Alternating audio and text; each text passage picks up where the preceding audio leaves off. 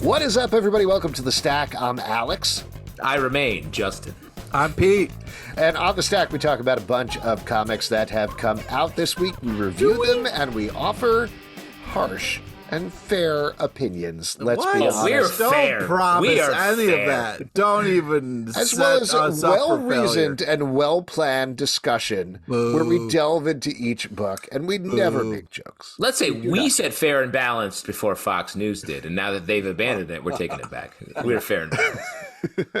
Well, let's see if we're fair and balanced about this first one. Titans Beast World, number 6 from DC Comics, written by Tom Taylor, art by Ivan Reis, Lucas Meyer, and Eduardo Pansica. We are finishing up the Beast World storyline. Beasts have no longer taken over the world. In fact, in this issue, the Titans fight back and change everybody back from beasts, but we have a bunch of different wars being fought on different fronts. We're, of course, going to get into spoilers for this issue as it changes absolutely everything for the DC Universe once again. Here we are getting Gar Logan is dead, but they bring him back to life. We are getting Dr. Hate, who is the evil Raven, is beaten. Or is she? It turns out that Dr. Hate takes over Raven, and Raven is trapped now. And Amanda Waller is beaten. Or is she? Because she changed the Hall of Justice into the Hall of Order. The opposite of justice. And then, yeah, I'm sure some other things happen. Man, you what did spoiled the shit out of this. And also, I don't like your attitude about this, all right? I don't like you making fun of comics while we're talking about a comic. When you tell me you don't like my attitude, could you please phrase it as Little Rabbit Foo-Foo, I don't like your attitude? Because I would prefer that. I don't know what you're talking about. That's funny. We said little bunny foo-foo where I'm from. I wonder what the difference there is. Yeah. It's regional. Are you fancy and I'm not? Because we're like bunnies. Yeah, rabbit and you're is like, like it's our a girl. rabbit. A rabbit, a hare, little hare Foo-Foo. You loved Bugs Rabbit, that irreverent cartoon character, right? Anyways, I didn't like how he talked. I had fun in the Beast World fun arc where everybody turned into beasts and then people almost died but then didn't, and then all the fun twists and turns that you love about comic books. I think this was a lot of fun. I love the fact that the Titans were in it, love the Beast, love the world, and I love the number 6. I love when Pete boils it down for like the regular Joe. He's like, these beasts, they're in the world, they're putting on their they becoming beasts. They beasted out. We had our normal heroes like turn into beasts. We had the Batman werewolf thing. That was cool. I had fun with that. Yeah. So go fuck yourself with your bullshit. No, listen, you are right, Pete. I think one of the main things that they were going for this event was not the world-changing, everything is over cliffhanger so much as fun. And that's something that I think we've kind of been getting from a lot of the DC events since Dark Crisis on Infinite Earths. Night Terrors was that way too, where it was like, oh, this is kind of fun. And the Lazarus Planet thing was like, yeah, it's fun. I'm having a good time. They're going for sort of more little hits of what's fun and what's interesting about this stuff. Well, and what I love the balance that they strike with that, you know what I mean? Where they don't make it too weird where it's not fun, where they kind of push the envelope enough, Well, I think to right to that, I feel like unlike your classic big events where it is line defining and everyone has to put a stop to the stories they're telling to focus on the event, these events lately are sort of like, no, you can still be telling all the Batman, Superman stories concurrent to this, and it doesn't interrupt it. So that does inherently lower the stakes a little bit for a line-wide event when it's like, it's not disturbing anything else. But that's not a criticism. That's the status quo. What I like about this is that it is focused on the Titans exclusively almost. It touched everyone, but everything sort of came back to them. Nightwing was the central hero, I think, at the end. Beast Boy was, asshole. He wasn't the hero. He was the hero. He was the hero at the beginning, and then he was the victim, the rescue, the person they had to save by the end of it. I'm not saying he's not a hero, but I'm just in the narrative progression. Like he became the mission as opposed to the person executing the mission. But again, still focused on Titans. I like the way they came around and resolved the story in a way that felt good, and it really sets the Titans up for a great story going forward.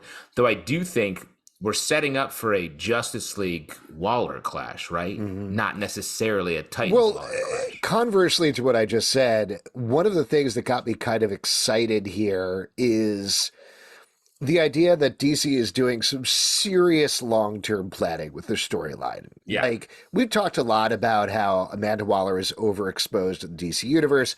I still feel that. She's in a lot of books and a lot of like, here we go, I got my machinations in the background.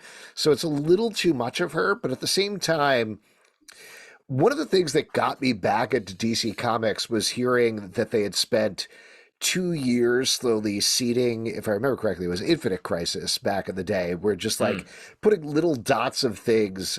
And I love that. Like, I love just leaving things in the background. And the fact that they've, since Dark Crisis, had these events that just progress the story a little bit along the way, it started to get me excited here because I know we're leading to something. I don't know what that something is. They've said literally nothing about it. It may tie into, apparently there's something that Mark Waid and Scott Snyder might be working on together that might be like actual New 52 style total reboot of the DC universe, like big. Love that. Huge change. So we'll see. Maybe they're heading towards that. Maybe those are two unrelated things, but whatever it is, like there's an Uber story we're telling there, and I love the commitment to that. It feels very Marvel from like 10 to 15 years ago, with Waller with sort of like Green Goblin, Dark Avengers rising here. And I think that's fun to put the Justice League, which has always been a paragon and a universally loved team, a little bit on their heels. We're getting that with Amazon's Attack and all of those sort of books that have been coming out lately, that all of our heroes are being tarnished a bit in the DC universe, which is something they haven't really done before. So that's an interesting change. Next up, Lilo and Stitch, #1 from Dynamite, written by Greg Pak, art by Giulia Giacomino. This is continuing Dynamite's big push into the various Disney characters, and this is the first time that Lilo and Stitch has ever had a comic book, despite having multiple movies, multiple TV shows, and other things. What? What do you think is so funny about this? No, nothing. Just me being stupid. Yeah. Oh, all right. Sorry. In any case, this is directly following up on the movie, maybe the TV show as well. To be honest, I never watched that, but I thought this was absolutely adorable. If you like the movie, you're gonna like this comic book. They capture the voices. There's fun stuff with Stitch. There's fun stuff with Lilo. You get to hear them say Ohana means family. It hits all the hits, but it gives you exactly what you want in that heartwarming way. Yeah, I mean, I would say this is a kick in the pants. It's really just an adorable. And that, you mean that as a good thing? Yes. To be clear, yes. that's a Greg Pak-ism. That's right. From years ago when he did our live show, and he said that was his big way of complimenting something, was saying it's a real kick in the pants. Yeah, and so thank you for explaining. That's his super type bananas. That's right. A nonsensical thing started this whole thing that we've been on. Yeah. So I just wish I could talk to him about some of his inspiration. I wish we could kind of get deeper with him. But I think this is a ton of fun and a very adorable. That feels like they pulled it right from the TV show and the movie. So everything that Zelbatron just said. I've never been a Lilo and Stitch guy. What? It's one of the misses in my Disney canon. Never. I think I've. Is it Lilo or Stitch that kind of keeps you at a distance? No, none. Or is it Ohana? Is it family that you don't like? Yeah, I don't like that family stuff. Yeah. Ohana means family? Okay, well, then I don't know what that means. But no, it's just more like that came out in the period where I wasn't watching Disney movies. Now I'm definitely watching Disney movies much more. So So you're blaming your children for this not being in the rotation. No, it's not. I'm blaming when I didn't have children and I was doing other stuff besides like watching Disney movies. Huh. There's a time in your life where you don't watch Disney movies, right? Huh. I don't think so. Yeah, I don't remember that time. You just throw a Disney movie on, you bring a date home, you're 25, and you're like, all right, let's make out, and I'm just going to put a little TV on the background. I'm going to stitch it up. What do you want to watch? Brave? Kronk's New Groove, or what do you want to watch? Yeah, Brave. Ohana means getting it on to Alex, it turns out. All right, why don't we move on and talk about Dead X-Men, #1 from Marvel, written by Steve Foxe, art by Jonas Scharf, Bernard Chang, and Vincenzo Carratù. And this is very complicated, so hang in there. But back at the Hellfire Gala, the new 5 X-Men were voted on, and as they were coming out and being presented to everybody, they were murdered by Nimrod. They all died. Since then, resurrection is off the table. None of the X-Men are coming back. None of the mutants are coming back or anything like that. So leading into this series, we know that these 5 X-Men are going to play in some way. How do they come back to life? Maybe we're going to find out in the series. We don't really, or rather, and this is the spoiler here that I was really taken aback by. They're just alive at the beginning. This is much more of an Exiles riff as a series, Yes. as they're jumping to different parts of the multiverse, trying to track down. I'm not even going to begin to explain what's going on with Moira McTaggart or the Dominion or anything like that. I think it's pretty simple, Alex. Moira McTaggart is the mutant that's launched all these different things. When she was resurrected multiple times, she started a new timeline, which ended up being the thing that was the different X-Men lines right at the very beginning of the Hickman run, and that led to all these different universes, which led to Fall of X, everything that has gotten us here. But we had Sinister jumped in, and he got her, and he was like, you know what I'm going to do? I'm going to clone her multiple times so I can have several different restarts, like a save point where he can jump in and jump out, jump in, jump out. Relaunch the universe so he can become a Dominion. So that's a simple thing. It's easily you become a phalanx and you become a space computer. You know what I'm talking about, a space computer. We all want to be a space computer. This is what everybody wants, right? They all want to be Spaceballs.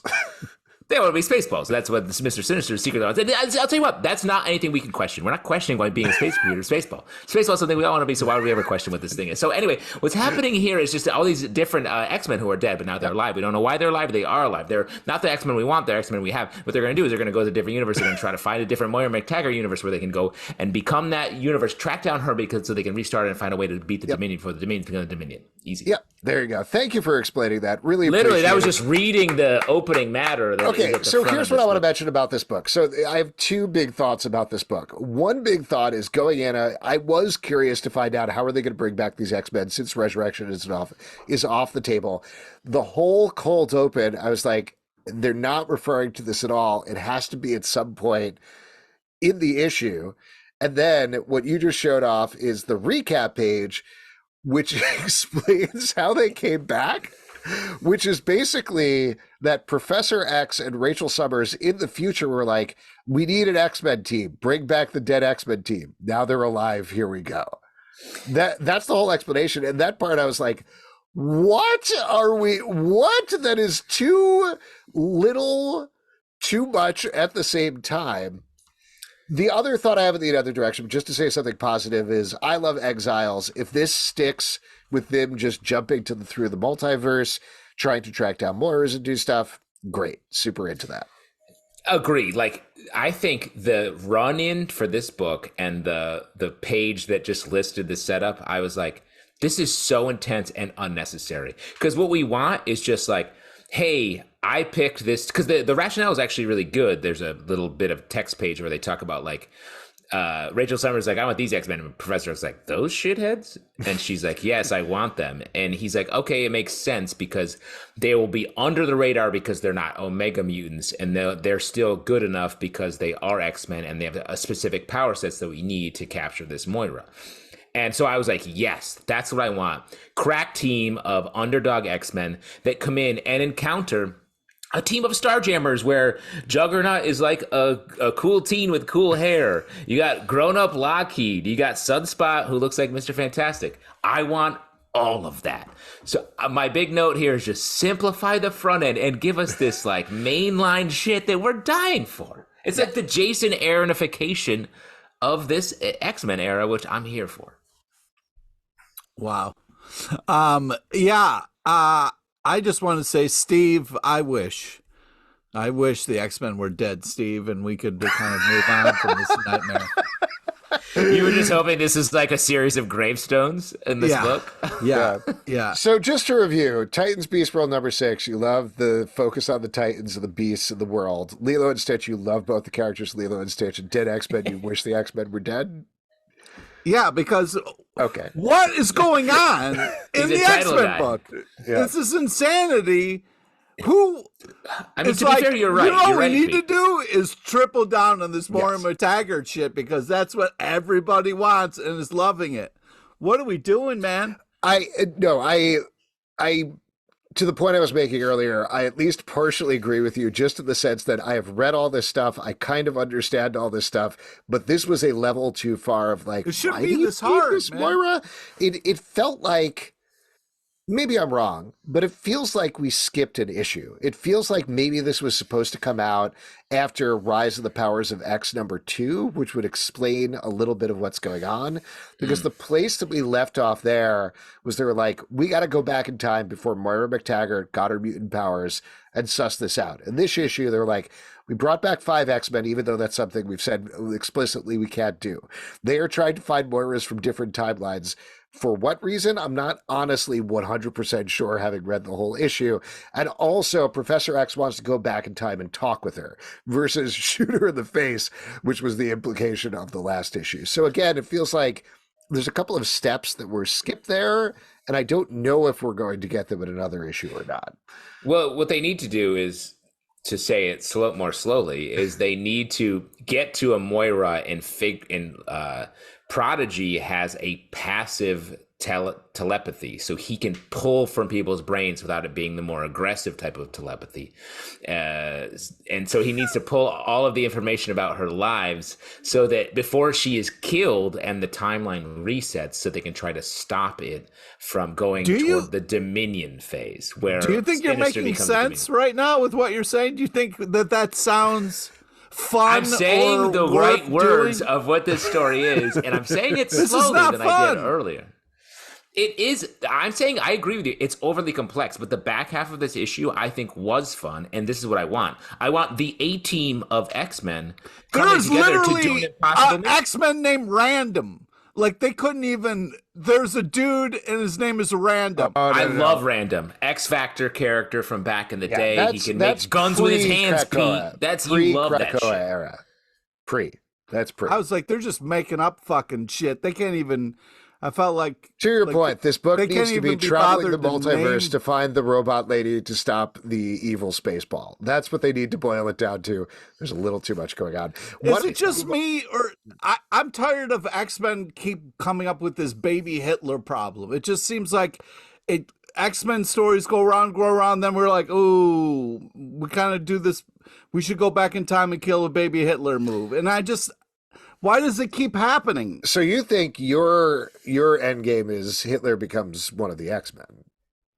That's No, what I'm Pete's just saying asking with for. Mr. The leader of the X-Men? No, there was just like X-Men will be like this thing where like Mr. Sinister is a real problem. Should we do a baby Hitler situation? And then it's like this Moira McTaggart. And I was like, why does this keep coming up? It keeps coming up because Chris Claremont back in the day wrote a classic storyline called X-Men, the baby Hitler situation. Everybody loved it. And they always want to write stuff like that, and they always want to remake it. Okay. Yeah. Claremont did it. I'm sorry I mean, that I'm the asshole here. I apologize. You're not, though. I will not. agree with you, I'm Pete. The multiversity has infected all of our culture, including the comics. What some books we're going to talk about later. I'm like, we don't need this. Let's just tell some more stories, some more basic stories without starting in multiverse, starting with 50 Sabretooths. Why don't we move on to some more basic stories then? In DC Power 2024 #1 from DC Comics, written by N.K. Jemisin, Cheryl, Lynn, Eaton, Lamar, Giles, John Ridley, Darren Bennett, Shawn Martinbrough, Alitha Martinez, Jarrett Williams, Greg Burnham, and Brandon Thomas. Art by Jamal Campbell, Asiah Fulmore, probably Aisha Fulmore. I probably spelled that wrong. Shawn Damian Hill, Edwin Galman, Dennis Cowan, Tony Atkins and Moritat, Alitha Martinez, Dominic Domo Stanton, Janoy Lindsay, Carrie Randolph, and Serg Acuna. This is a collection of various stories that are focusing on different characters throughout the DC universe celebrating Black History Month, or the kickoff of it rather. But the big standout headline here is it's N.K. Jemisin and Jamal Campbell writing a new story, a epilogue to Far Sector that is so good. It brought me right back to the days of reading that amazing book. It is a wonderful addition. I absolutely loved it. Why? Yeah, like why do we go away from amazing Far Sector stories that are just glorious? Yeah, I'm just so glad that this not only this is an unbelievable collection of great stories and unbelievable ideas, but the starting it with like the banger one of Far Sector and John Stewart's Green Lantern is just awesome. It's a hell of a launching pad for this. And yeah, this is just an all-star cast making fantastic choices and just unbelievable stories here. Yeah, you got to read. If you read any of Far Sector, this is the capstone to it. You got to read it. But I also want to shout out the John Ridley story, which I really loved. Pure Blackness, beautiful art. Yeah. By, let me pull up the artist real quick. Also love the Spectre story. Which we haven't. They're all great. I've been missing this Spectre. We haven't gotten Crispus in the green and white. Crispus and Montoya back together. That was so great. I love them. That was such a fun time. So this isn't exactly a question, but this is a thing that I was thinking around that I wanted to throw by you guys when I was reading that story, because that gave me that feeling of like, I love this era. And I couldn't really divorce that feeling from reading the story, which I still think was a good story. But how much does that play in when you're reading things, and how much should you divorce yourself from the You shouldn't get a divorce. You should try to work it out. Make it work. I mean, yeah, don't. No, but seriously, like in terms of thinking hard. about something critically, that pleasing feeling of nostalgia you get from like, oh, I loved it. Why are you saying no to that? Because I like to think about how we think about things critically. That's why. Sure, and I can appreciate that. And listen, Cornell, sometimes it's okay to enjoy fucking things, man. All right? You don't always have to boil things down. I'm sorry I didn't go to Pure Pleasure Ithaca College, okay? You should have. It was a fucking ton of fun. Wait, so, and let's just remind everyone that Pete majored in pure pleasure, right? That's what you said, right? I don't know about that. Yeah. But you started your own pornography. It was way too much fun. It was way too much fun. Your college essay for Ithaca College was just rubbing your nipples for 5 minutes, right? And they were like, get him in here. Number one prospect. We need him. We need him in this special class. I did take Leisure and Society. That was an actual class that I took. See? Of course. Ithaca's gorgeous. Major in what you want. Come on. To your point, to both of your points, I feel like we, for whatever reason, the Question and the Spectre, we play a little fast and loose in the DC continuity. We get some Montoya Question. Yeah. We less so Crispus and the Spectre lately. But I agree, like with Pete a little bit here, where like I just want to enjoy this story and not, because I understand. In every universe, there's always a pull back to sort of the standard, and the standard is the Spectre being this figure that is just like menacing and more like cold justice. But spinning the characters out of Gotham Central into these roles is so much more interesting, and they're characters that I have much more of an affinity to. So I definitely appreciate this. I want to shout out the artist for John Ridley's story, Edwin Gallman. Gallman, which was just really beautiful. Yeah.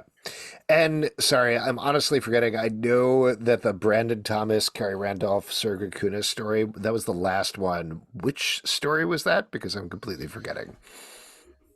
Whatever it was, I remember really liking that one just because I really like that team in general. But whatever it is, great collection. Definitely pick it up. It's like over 100 pages too. Yeah, oh yeah. You get a lot of bang for your buck on this. Absolutely. Great stuff. Local Man number 9 from Image Comics, written by Tony Fleeks and Tim Seeley. Art by the Dukes. You're talking about the Duke story. Oh yeah. Right? Yeah, that was great. The Duke Signal story where he goes to the future and meets himself. Yeah.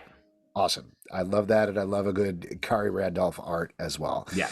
Local Man number 9 from Image Comics, written by Tony Fleeks and Tim Seeley, art by Tony Fleeks and Tim Seeley, picking off of the big revelation of the last issue, or rather revelation for our main character, where he realized the girl that he's been hooking up with on the side is behind everything horrible that's been happening to him this entire series. We are now dealing with the fallout from that revelation, and it is epic, it's big, and it really kicks this title into whatever the next iteration is. Continues to be great. Justin, I know you really like this in particular. Why did you like this issue? I just love this series in general. I think this series is such a good blending of these larger superhero stories with great, just like character work in this community, but more importantly, blending the tones of like high drama. There's big revelations here for two of our main characters with some great comedy. Like Tim Seeley is great at doing both of those things, and the moment when he accidentally confesses to the husband who's a cop that he's been sleeping with his wife was played for fun, but also had huge ramifications for the rest of the issue. Big emotional issue. If I've said this before, but if you're a fan of the famous Hawkeye run, the Matt Fraction, David Aja run, pick this up because I think it's right there. Yeah, I think this is great. I really love the horseshoe moment. I thought that was really fun. There's just it's an amazing team. This is in such great hands. So it's really impressive the depth of everything that you get in this story here. Plus, there's tons of action and other stuff going on as well, and the art is just phenomenal. One more thing I want to say, like, there's no better story. I think there's a great trend that I really enjoy where you have your backup that comments on the main story's action. Mm-hmm. I don't think anyone's doing it better than Local Man because the backups are fleshing out the world in such a way that just is so exciting. Yeah. Drive Like Hell, number 4 from Dark Horse Comics, written by Rich Dweck, art by Alex Cormack. This is the final issue of the series, which is basically Fast and Furious Goes to Hell. This ended great. I thought I really had a blast reading this series. It gets bigger in terms of the action. This issue, the way that they figure out the problem at the end is very fun and silly. There's kind of a goofy tone that runs through this entire book, even with the big stakes that are going on, that I really enjoyed. Yeah, I loved all the action, the car racing, the truck, all that kind of like smash 'em up kind of stuff was insane and over the top in cool ways. And the art was such a cool kind of like style to set up this kind of like fast-paced kind of car thing. So yeah, I just felt like it really checked a lot of boxes for me, and the team was really good at getting this kind of vision across. I had a great time with it. Agree. We've talked to Rich a couple times, and this book has come up a lot. Fantastic. I was worried that they were going to deal with a bunch of sad things happening in this book, and instead we just had the fun. So shouts to that. I really thought we were going to have a whole situation where the girlfriend was going to die, and instead we just had some fun, and I appreciate that. Yeah. Shouts to pure pleasure at all costs, Right? My guy Pete.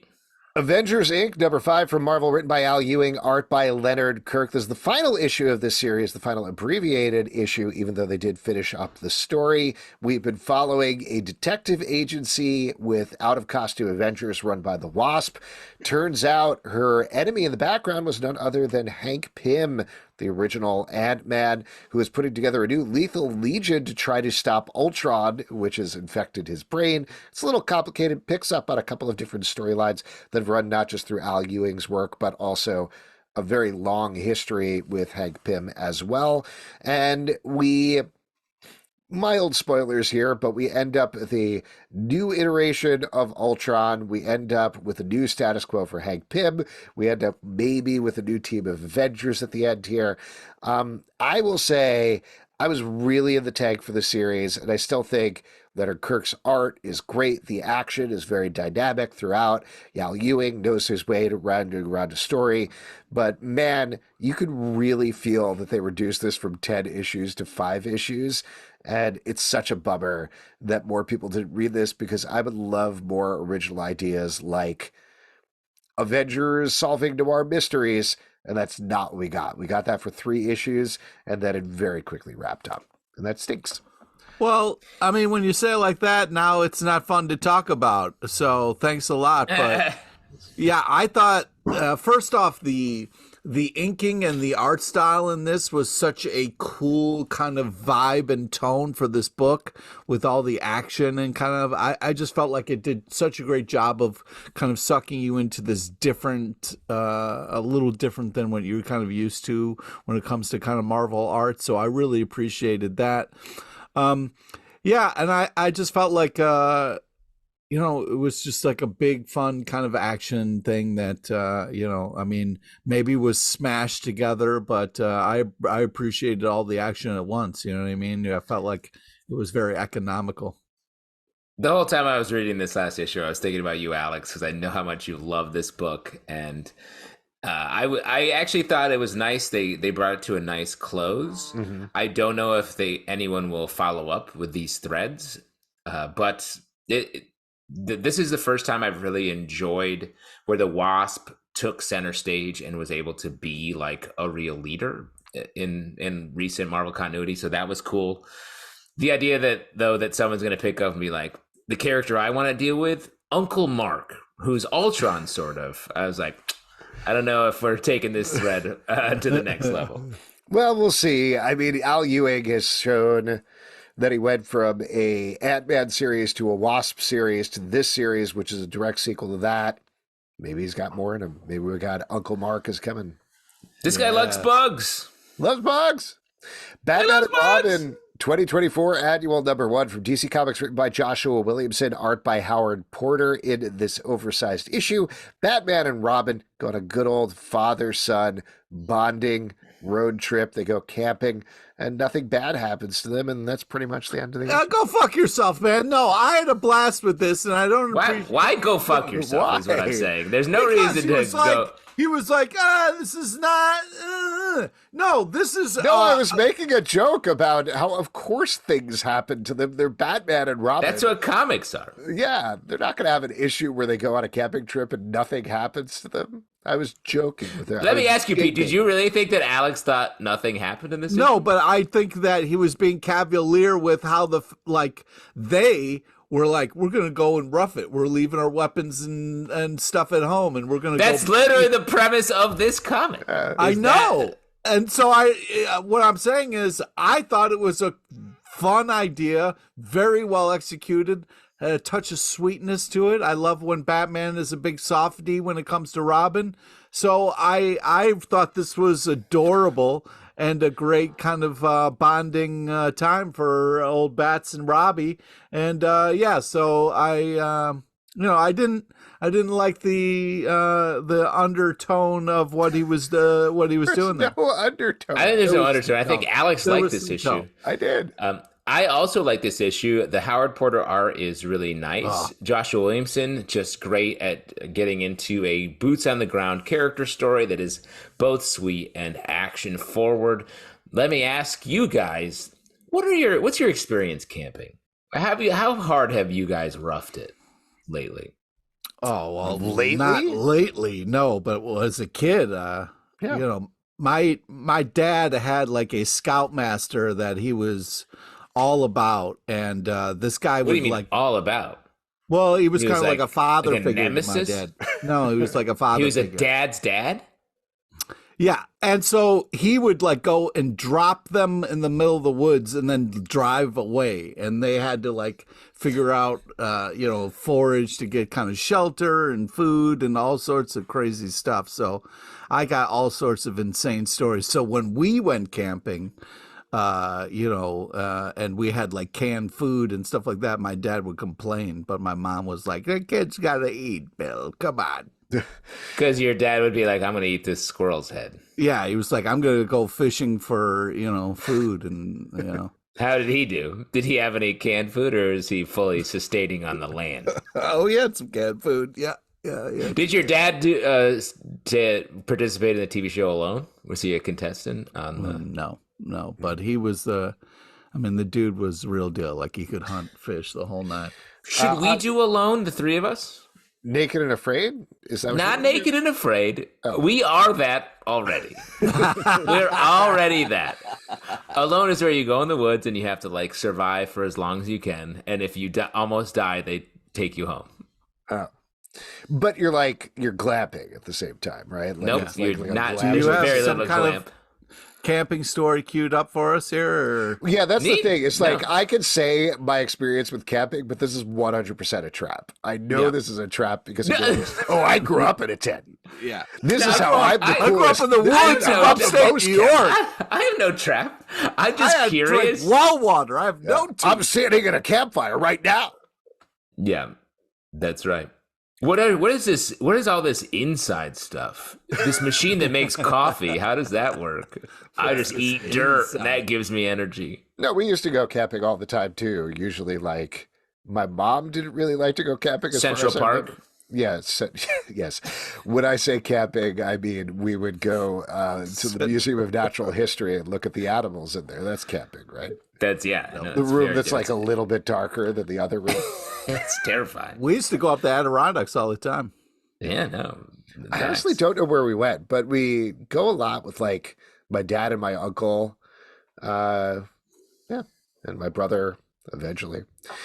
So there you go. So yeah, and I then can relate. we killed someone. Yeah. So great Other book. man, I don't really talk about it too much. But that man was Dead Lucky, just like the Dead Lucky number 11 from Image Comics, written by Melissa Flores, art by French Carlo Magno.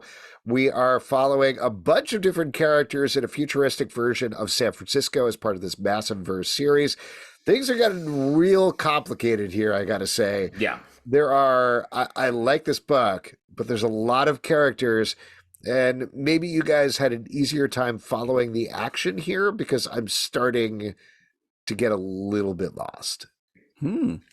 I hear you on that. I love this series in its first 6 issues because it felt like really different and dealing with PTSD in an interesting way as a filter to sort of use superheroes as a way to examine PTSD, which I really liked.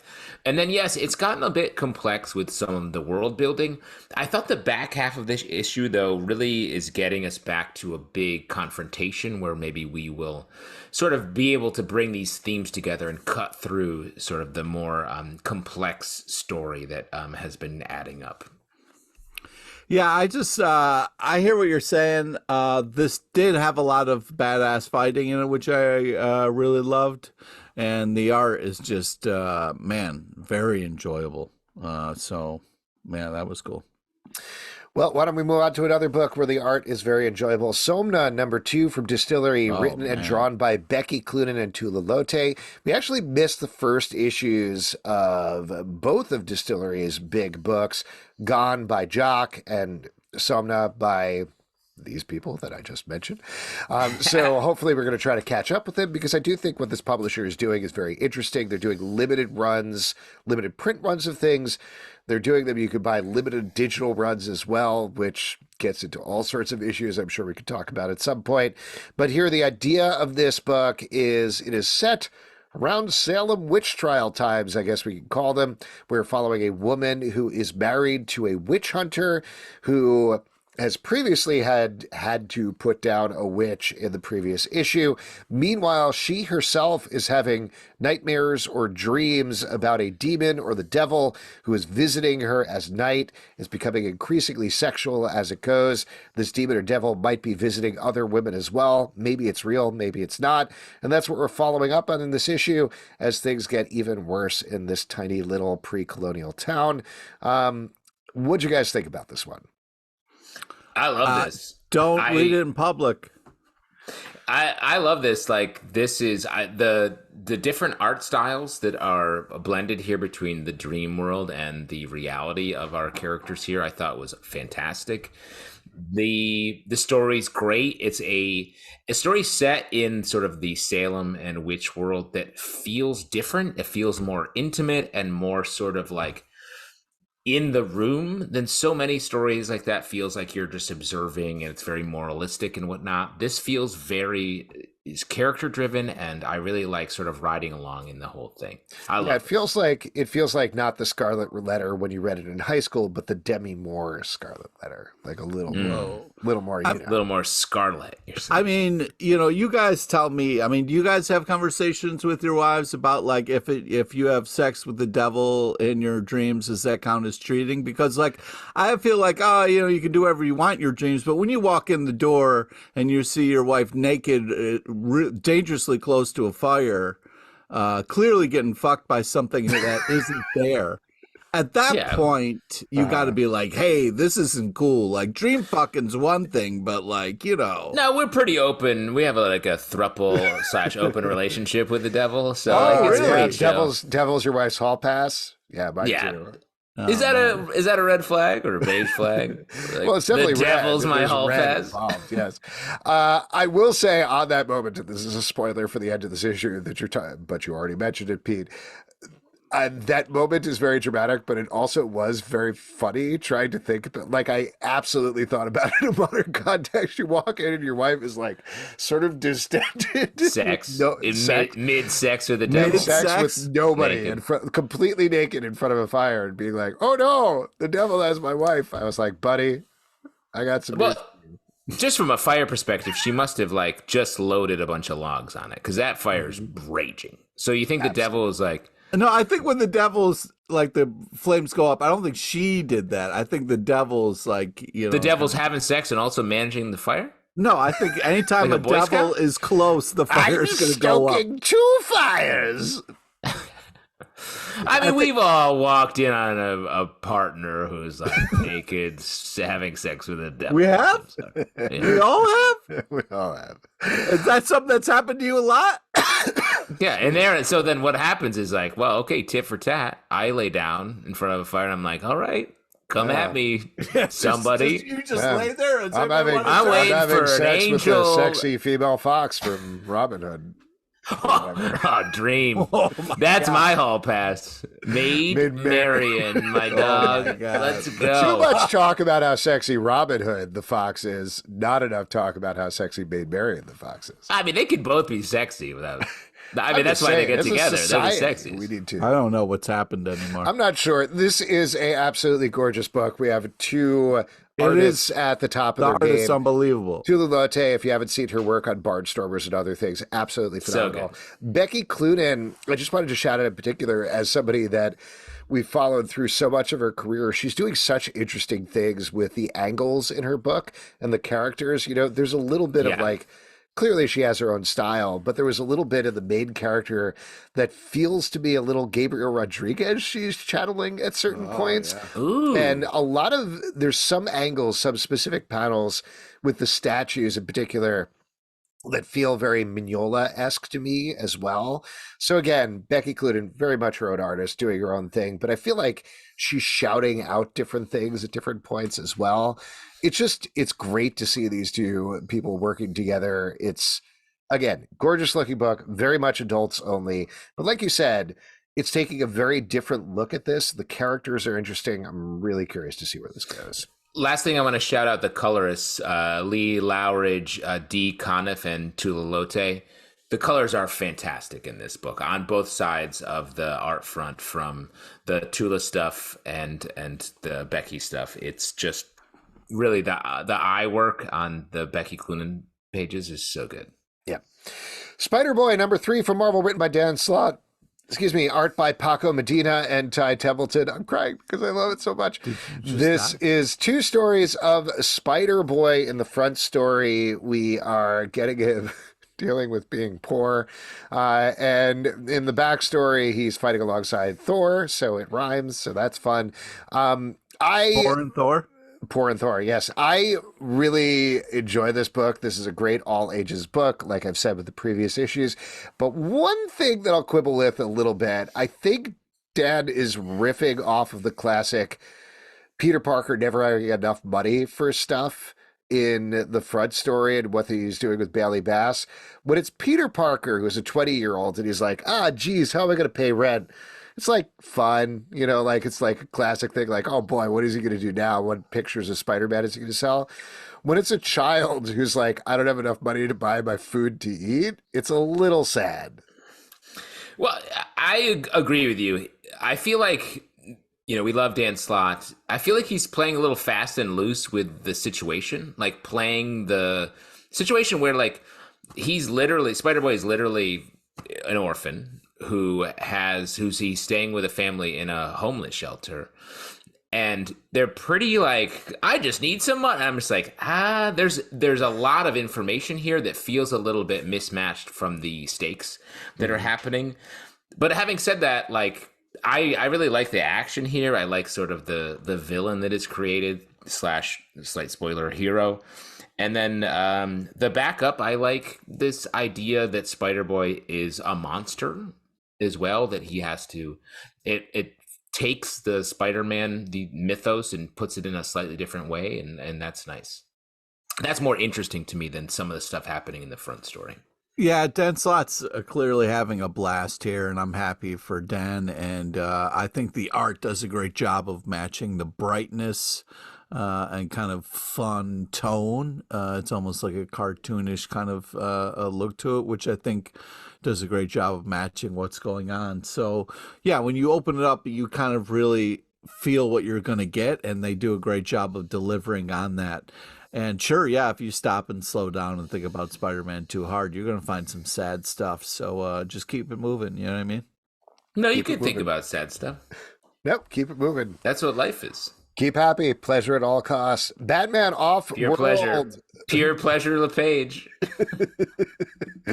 Nothing bad here. That's the motto of Ithaca College, right? Nothing bad here. Yeah. Don't fucking no notes. Certainly implies that something is bad there. I'm just gonna say that's Batman, not the fucking slogan. And don't fucking try to come for Ithaca, bro. Ithaca is gorgeous, full of corpses. Ithaca is corpses. Yeah.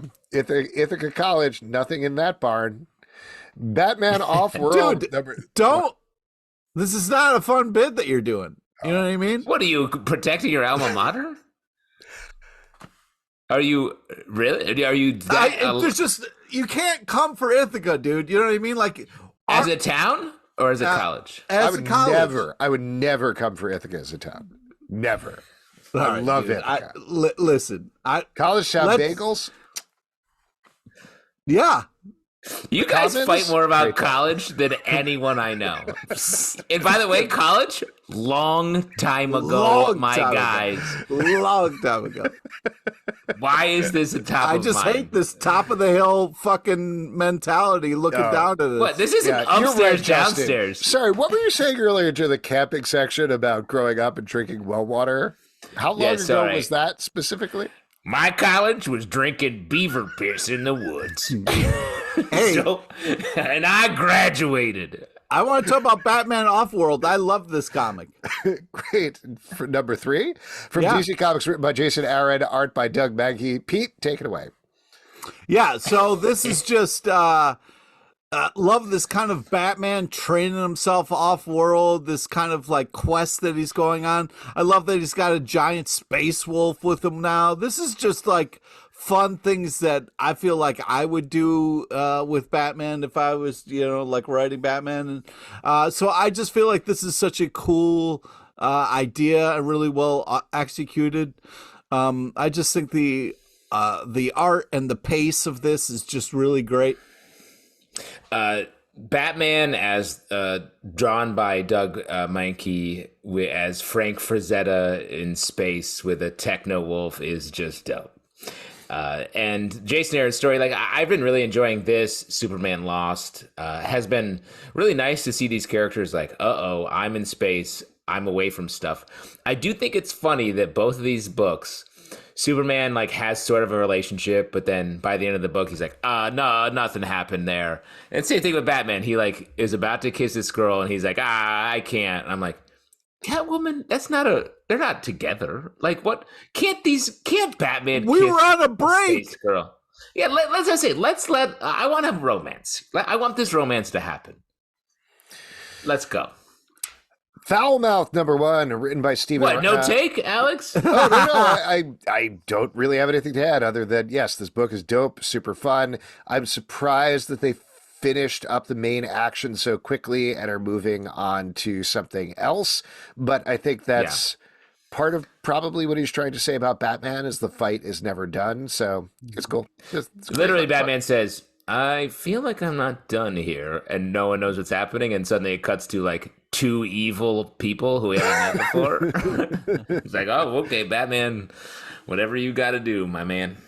Foul Mouth #1, written by Steve Renna, art by Sarah Davidson. A couple of months back, maybe longer, we talked to Steve about this book back when he was kickstarting it, and he sent it our way to take a look at it. So the idea here is regular old girl gets infected with a demon who gives her the power to create constructs every time she creatively curses.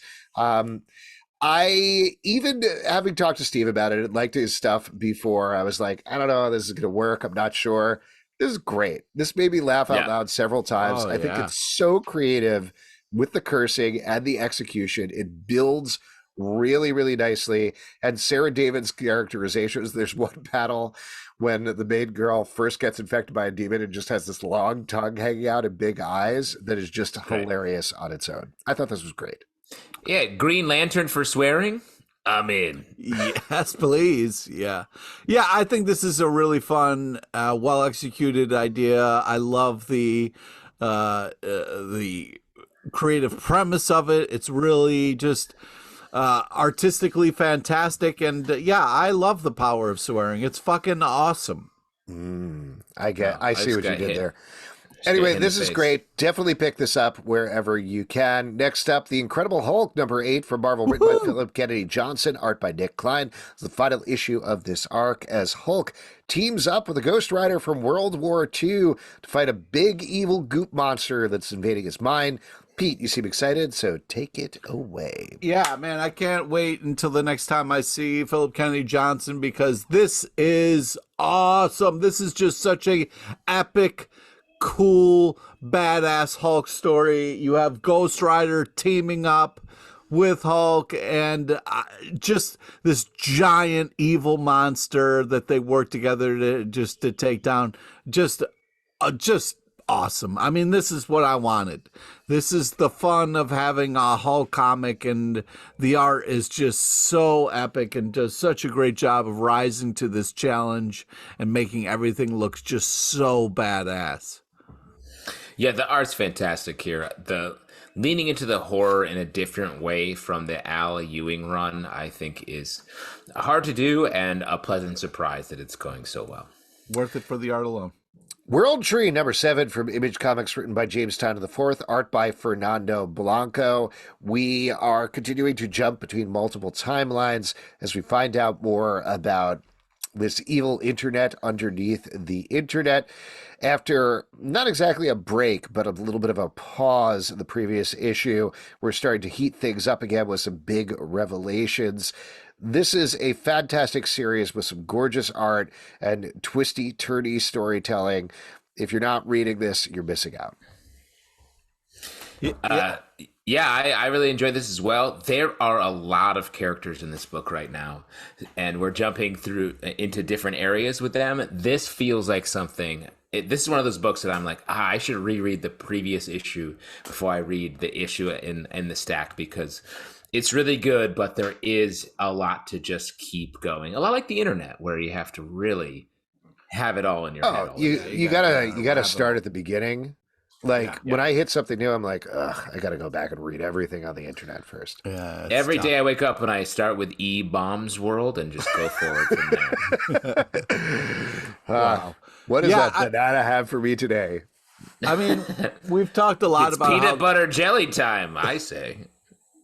I just think we've talked a lot about how great this is, and this continues to be really creative and interesting and cool and really well executed. So looking forward to more and seeing how this madness ends. Yep. I also appreciate one of the upcoming covers has the naked lady on the cover, but she's conveniently covered by a railing on all of her naughty bits. So, good job. That's the way I am when I'm waiting to have sex with some sort of devil in front of the fire. So you're just naked, waiting to get railed? Is that what you're saying? Yeah, but exactly. But I put some Austin Powers style vases and stuff in front of.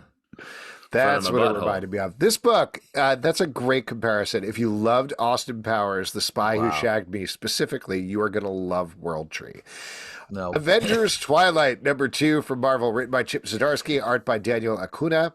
This is a dystopian future where Avengers seemingly are no longer needed, yet turns out it's actually a fascistic state that is pushing down people. And in this issue, now that Captain America has his super soldier powers back, is trying to fight back against them. He is not very successful this issue. No, someone handed him the mic and he didn't have the juice. You know what I'm talking about? Palms are sweaty. Mom's spaghetti. Not ready for it. You know what I'm talking about? That's what Cap was not ready for, you know? We got it.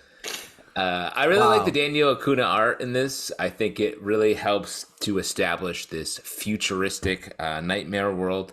And then, you know, we've seen dystopian like this before. But I like this version of it. I like how we get to really suffer alongside Cap as he tries to figure this out. Yeah, I agree. Tonally, the art is really impressive with the darker colors here to kind of match this darker future. It's a really cool kind of iconic look to it. You got old Steve here. One of the panels was just so powerful where it's Red Skull kind of holding a decapitated kind of head from Ultron. So pretty just kind of badass artistically.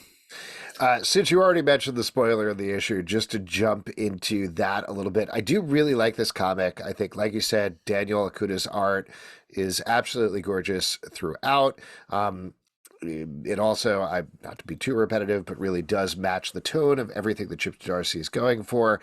But I do wonder, not to jump too far ahead, what we're going to land on in terms of the themes of this book, because the idea that Cap is a man, once again, out of time and not able to connect with people and saying, hey, fight against this fascistic state, but everybody's like, nah, man, I'm too busy, I don't care.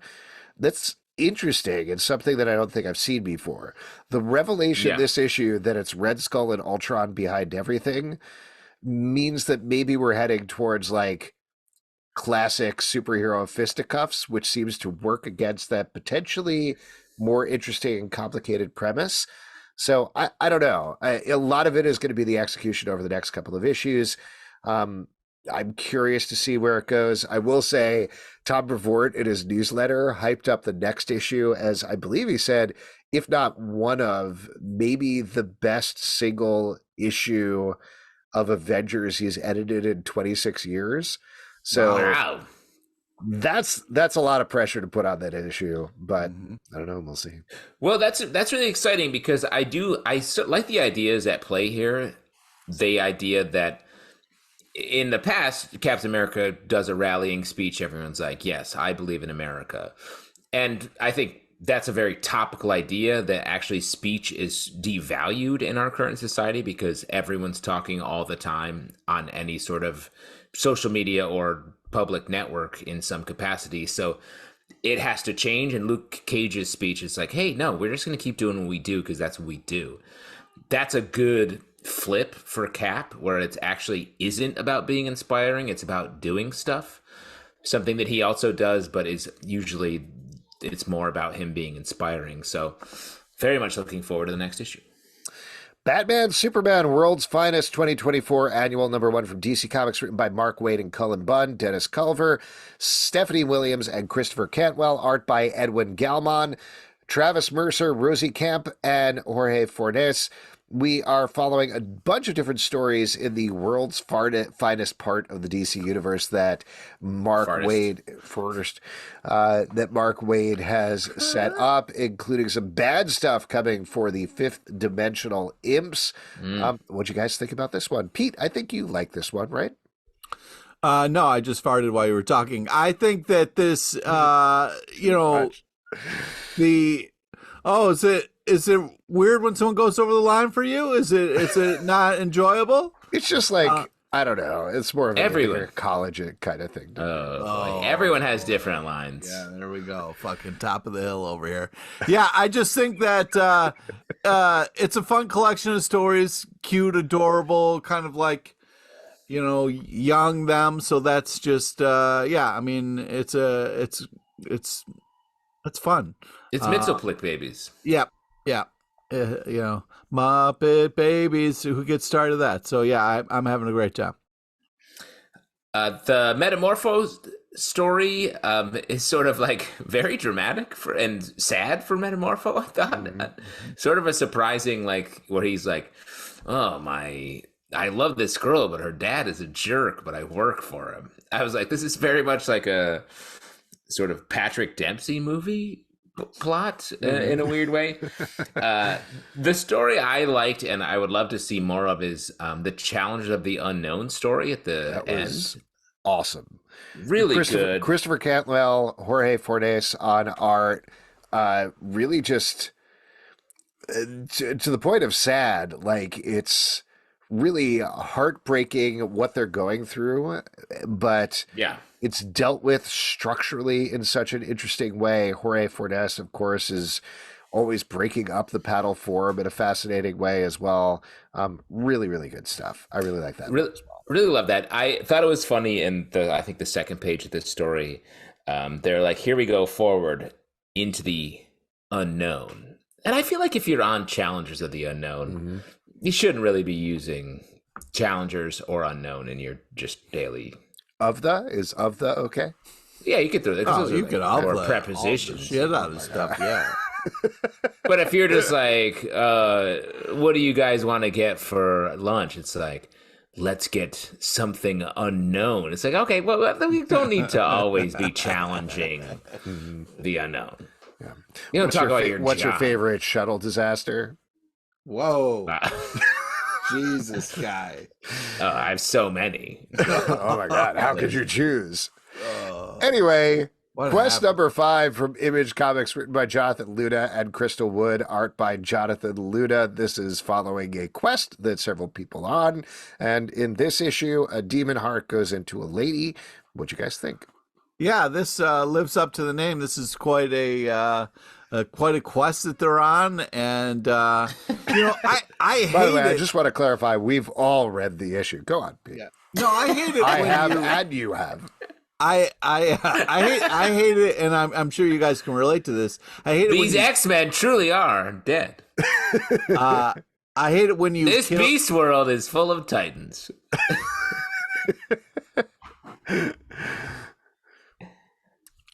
I hate it when you kill a demon and then their spirit goes into your heart. You know, it's just so annoying, because it's like you killed the demon, it should be over, but they stick around. Get out of my heart. Yeah, get out of my heart, man. It's like cholesterol. Yeah. That's my demon. Don't get me started. Yeah, I think this is really cool. Great action, a lot of gore. And by the way, did I tell you guys about the other day when my wife came home and she found me naked in front of an iron, just like going ham on some cheese? And she was like, "No, that's your devil. Your devil is getting into your heart." Alex fucks cheese. I wasn't fucking it unless I was putting it in one of my holes, but it was my mouth hole. Oh boy! Shouts to that. Keep that up. You chose the right hole. I was over the line with fart humor, and you're fucking railing yourself with cheese. All right, cool guy. That's top of the hill, Pete. That's top of the hill. Cheese rails all the way. This is your classic Luna Brothers story with lots of random stabbing and big emotional tragedy at the same time. I did like Sword and some of the other Luna Brothers stuff, so this does scratch an itch for me. Great. I'm very happy for you. Carnage number 3 from Marvel, written by Torrin Grumbach, art by Per Perez. We are following 2 Carnages now. An old Carnage who loves setting himself on fire, and a young Carnage who is Carnage. And meanwhile, Flash Thompson is being framed for Carnage's crimes in a absolutely awful way. I still was not looking forward to a Carnage book. And even though I like Torrin Grandbeck and I like Per Perez on the art, and I like the first 2 issues of this, going into this, I was like, Carnage, no thank you. But every issue, this gets me. It is just very intense. If you're a fan of movies like Seven, I guess, is probably the best comparison here. Yeah. Things like that are just gruesome and twisty. This is great. Yeah, this book does a good job of combining sort of like philosophical horror with actual body horror. And it's a Carnage that isn't just like a laughing sociopath, which I think is sort of like the standard Carnage. And I like this feels like there's more meaning happening here. And we're setting up for a great Flash anti-Venom versus Carnage battle. Yeah, I mean, I'm interested in where this is going. I'm not having as much fun with the, like, eating somebody and then puking them back up just to kind of like consume them again a little bit. So that part was a little too much. But well, have you ever had a dog? That's what they do all the time. They barf stuff up and then consume it later. Yeah. Oh, okay. They eat their own barf. He wasn't I talking. was just wondering because I don't remember my dog like hanging up its meat and then cutting it open and eating its fucking brains. You know what I mean? What breed did you have? A lot of breeds do that. I had a Carnage Shepherd. Oh, Yeah. That'll A symbiote. Symbiote terrier. Yeah. It was a crossbreed. Alan Scott, the Green Lantern #4 from DC Comics, written by Tim Sheridan, art by Sion Torme. Last issue, we found out that the secret identity of Red Lantern, the villain who has been plaguing our main Green Lantern, is in fact his ex-boyfriend. This issue, it gets worse. Like, I legitimately thought we were going to have a heartwarming, emotional twist in this issue, but instead, Tim Sheridan stabs the knife right into your heart, twists it around, pulls out your heart, and makes you look at it the entire time, which is to say, fantastic emotional stakes set up in this issue. Cian Torme also drawing the heck out of it. There is a scene late in the issue where, spoilers here, but Alan Scott is on one side of an energy construct and Red Lantern is on the other side, and he emotionally connects with him. So good. Felt everything over the course of that scene. This book is punching so far above his weight. If you're not picking it up, what are you doing? Go do that right now. Do you find, I mean, this is sort of like the villain tell-all issue. And to find those emotional connective moments at a time where the villain is twisting the knife, I thought was amazing. I want to shout out this great 1-2 punch at the beginning of the issue where Red Lantern's talking about how he rose through the Russian military. I'd heard they sometimes pluck soldiers from the field and turn them into spies. Next page. So I let him pluck me, and it's him. They're buttoning their clothes after they had sex, presumably. Yeah. Just perfectly done wordplay and well done across from the visual, and the fact that it was across a page I thought was excellent. So just really well plotted. And then the last page I thought was absolutely badass. This series is great. Yeah, I agreed with everything that's being said. It's really impressive, the twists and turns. They're really kind of playing with our emotions in all the right ways, but it's also a kind of heartbreaking, insane ending. Really artistically, the Red Lantern stuff is just really all sorts of villainous in all the great ways. So it's heartbreaking, but it's also kind of worth it and really creatively awesome. Wolverine #42 from Marvel, written by Benjamin Percy and Victor Laval, art by Corey Smith. This is continuing the Sabretooth War storyline, where Sabretooth, in order to celebrate Wolverine's birthday, has brought a bunch of Sabretooth throughout the multiverse to kill absolutely everybody that he loves and cares about in front of him.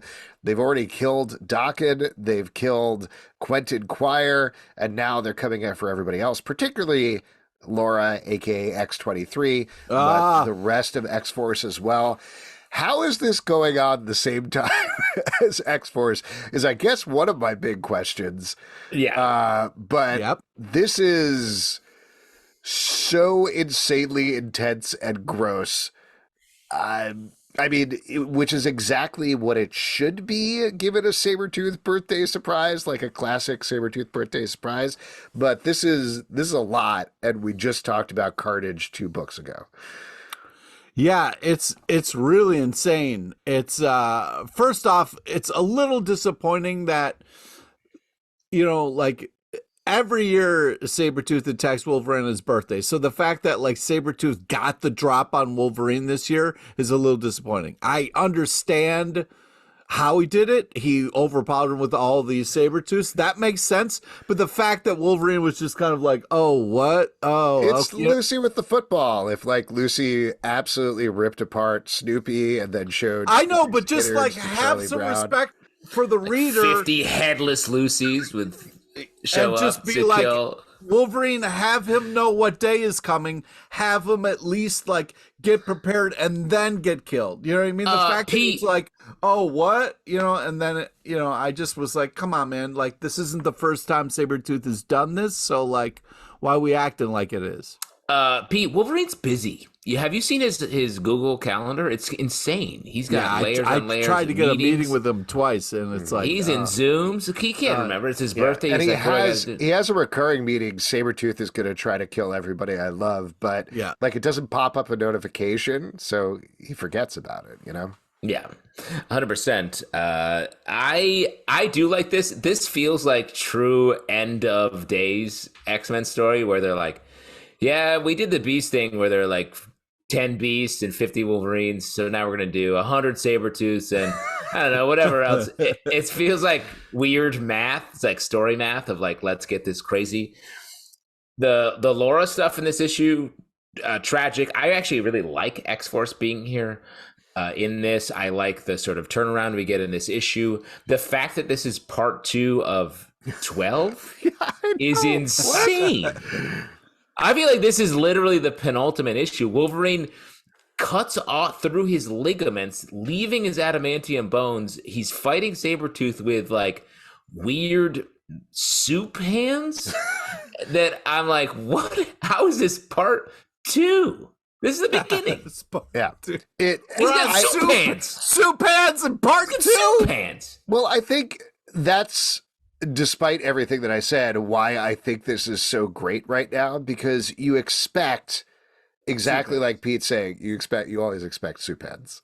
You expect that Sabretooth versus Wolverine is going to be tragic, it's going to be gut-wrenching, emotional.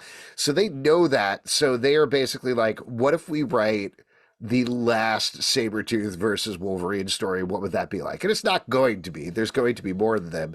But the fact that they are really going for it and putting absolutely everything on the table here is great. I imagine there's going to be some sort of time travel involved at some point, because how else do you fix any of this? Right? Well, I think they're going to since this is a 12-part story, right? I think they're just going to run it through to when the X universe somehow reboots. But I don't know. Maybe you're right. Maybe there will be that. But I feel like run it out. Benjamin Percy writes like he's literally driving a go-kart off a cliff. It's like, let me just finish this.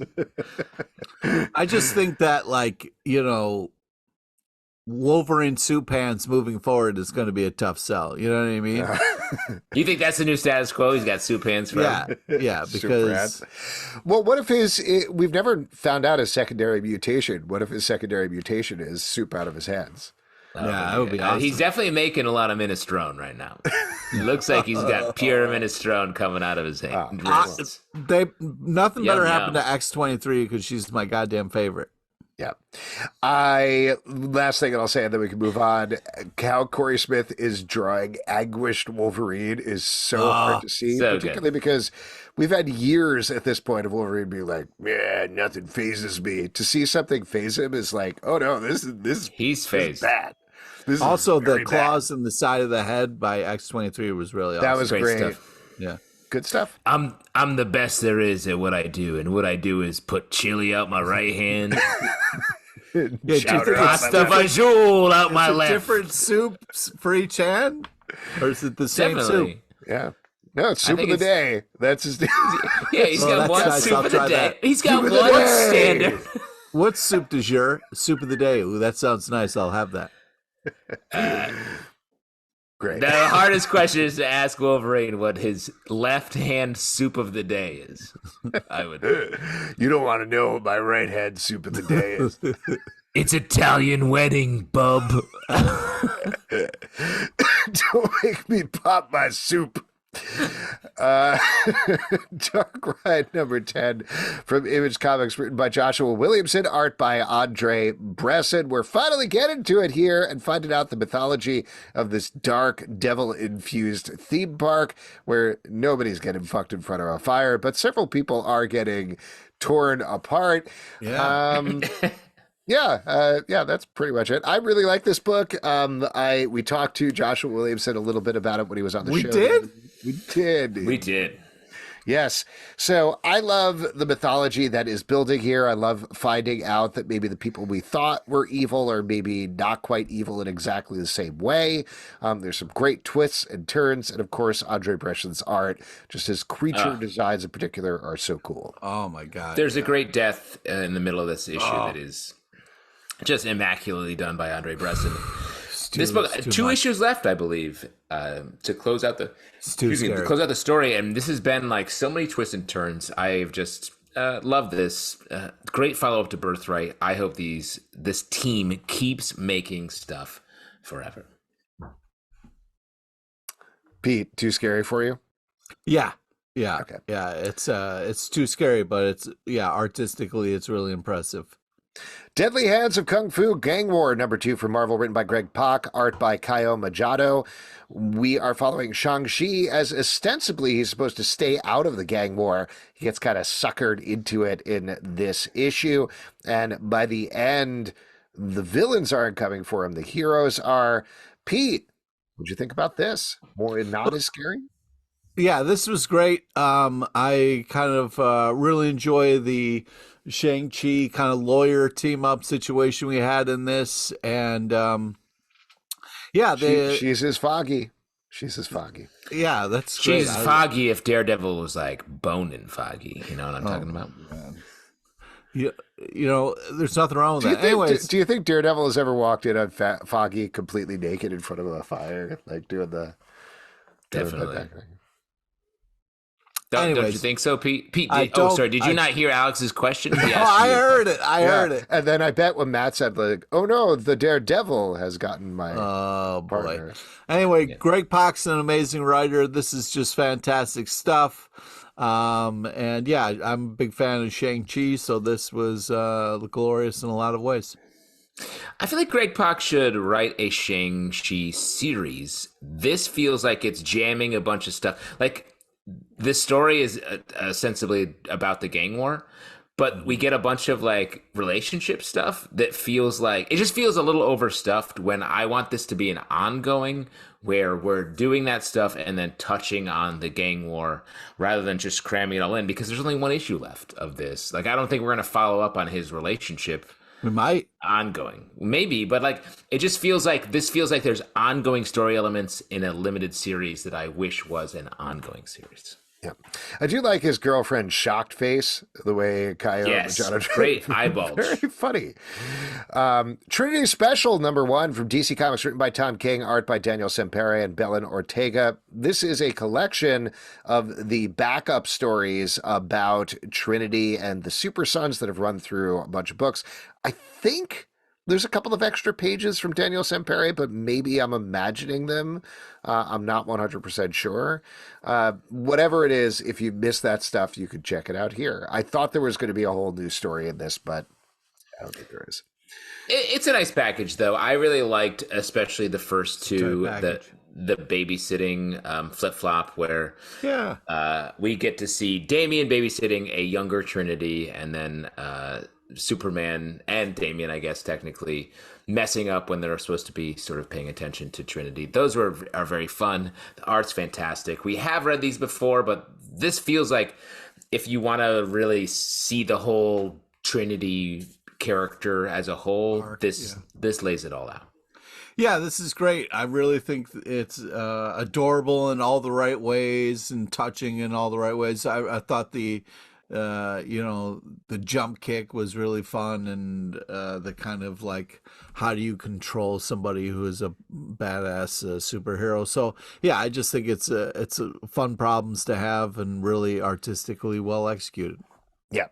Last but not least, Duke #2 from Image Comics, written by Joshua Williamson. Once again, art by Tom Riley. Duke is on the run after discovering the Transformers, and he's being chased down by a bunch of members of, I don't think we've said G.I. Joe out loud, but a bunch of members of G.I. Joe, leading to... Oh, they're Joes. Oh, Yo-Joes.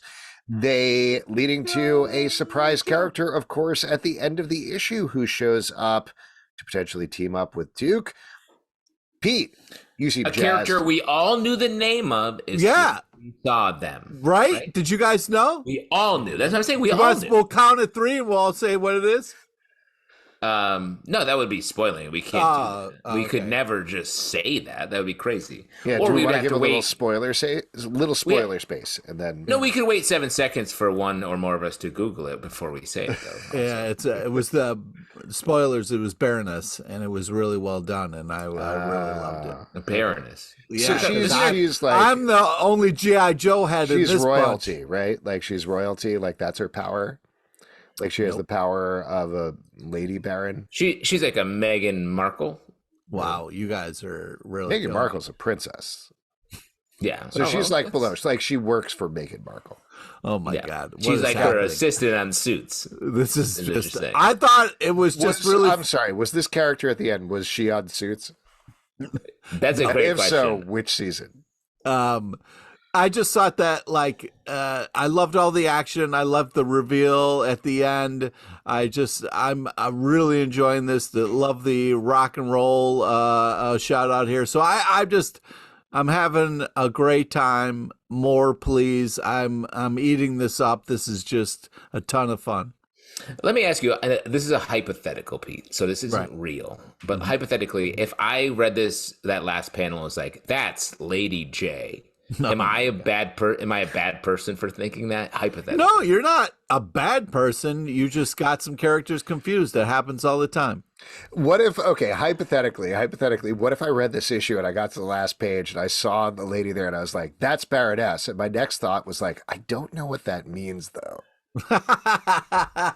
Well, again, all hypotheticals. It means that we've got people locked up that are on both sides. You got Cobras and Joes kind of next to each other, so it'll be interesting. So she works for Cobra. Yeah. Like, does she work for... So I'm a little confused about the power structure in Cobra. So there's Cobra Commander, and there's Destro, and there's Baroness. Who's in charge? Because Destro in this Cobra issue, Commander. I think... But Destro's the one on the throne, and there's flames behind him, right? Who's, like, tapping his fingers a little bit this issue? Well, yeah, Destro's next in charge, but he shares the responsibility with Baroness, But Cobra Commander doesn't like to listen to people's So it's like more ideas. of like a democracy. No, it's a They all share dictatorship. power. So who's the dictator then? Cobra Commander. Okay, but he seems to be just like a scientist who's working there right now over in his series. Sorry, was that Evil Lynn who's in the jail cell at the end? From He-Man? That wasn't Evil Lynn's catchphrase, so I don't think so. Wait, she said her catchphrase, Baroness? What did she say at the end of the issue? What's Evil Lynn's catchphrase? I'm in jail. I'm Evil Lynn. That's what she says all the time. That's her catchphrase. Is her name? I'm like sorry, I have Lynn, a but I'm follow-up question. evil. People like this? Yes. Let me say, I wish Baroness' catchphrase was, I'm Baroness, the reveal at the end of this issue. Well, you're not a big enough fan.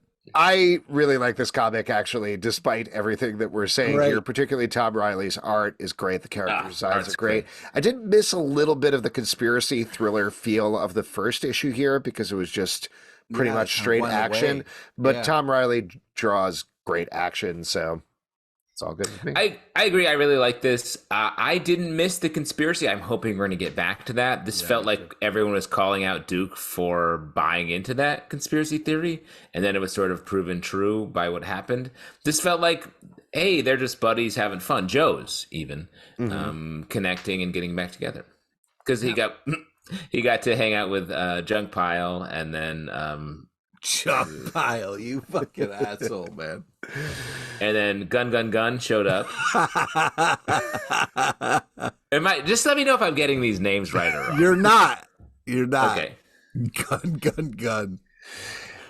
If you'd like to support this podcast and all the podcasts we do, patreon.com/. If you like pina coladas. Also, we do a live show every Tuesday night at 7 p.m. Please come out. We would love to chat with you about comic books. Apple, Spotify, Android, or the app of your choice to subscribe, listen, and follow the show, but not Google Podcasts, which is going away at the end of March. Please, if you subscribe there, subscribe literally any other platform. At Comic Book Live on Twitter/X, Comic Book Club Live on TikTok and Instagram, comicbookclublive.com. For this podcast and many more, until next time, we'll see you at the Comic Book Club. Woo-hoo. So wait, there's a duke and a baroness? Is this like a royal family thing? Oh my god.